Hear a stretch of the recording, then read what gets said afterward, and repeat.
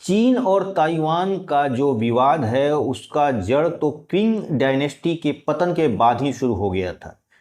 Qing dynasty को खत्म होने के बाद जब सत्ता केएमटी यानी जो वहाँ की कोमितांग पार्टी थी जिसके नेता थे सन यात सेन, उनके हाथों में चली गई। सन यात सेन बाद में अपना राष्ट्रपति पद कुछ दिनों के बाद उन्होंने त्याग पत्र दे दिया और त्याग पत्र के बाद नए राष्ट्रपति जो बने उनका नाम था इवान सिकाई।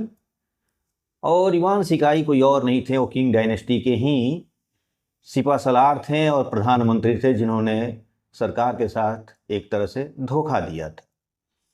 एक साल बाद ही उनकी भी मृत्यु हो जाती है और फिर सत्ता आ जाती है कम्युनिस्टों के हाथ में, यानी सत्ता कम्युनिस्टों के हाथ में नहीं आती है पूरी तरह से। प्रधानमंत्री राष्ट्रपति जो बनते हैं वो चाउ काई शेक ही थे, लेकिन दोनों पार्टियां केएमटी और कम्युनिस्ट पार्टी मिलकर सत्ता चलाती है।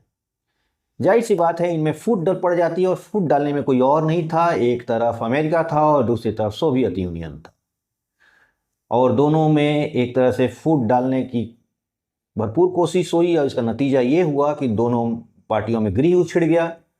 जो केएमटी भाग के, यानी जो चांग काई शेक थे वो भाग के ताइवान चले गए और वहाँ पर उन्होंने ताइवान का नाम रखा रिपब्लिक ऑफ चाइना।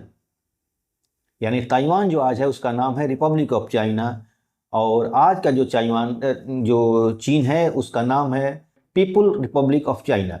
इस पर कम्युनिस्ट पार्टी का सत्ता आया और ताइवान पर केएमटी का, यानी वहाँ पर डेमोक्रेसी तो बाद में आया, 1980 के बाद आया। उस समय तक 1949 से लेकर और करीब 1980 तक वहाँ पर मार्शल लॉ लागू था और फिर बाद में वहाँ डेमोक्रेसी आया। चीन में कम्युनिस्ट शासन आया।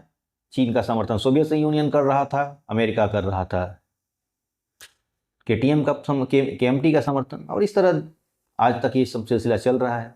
चीन ताइवान को मिलाना चाहता है और ताइवान कहता है कि हम खुद अलग देश रहना चाहते हैं। यही विवाद है दोनों में।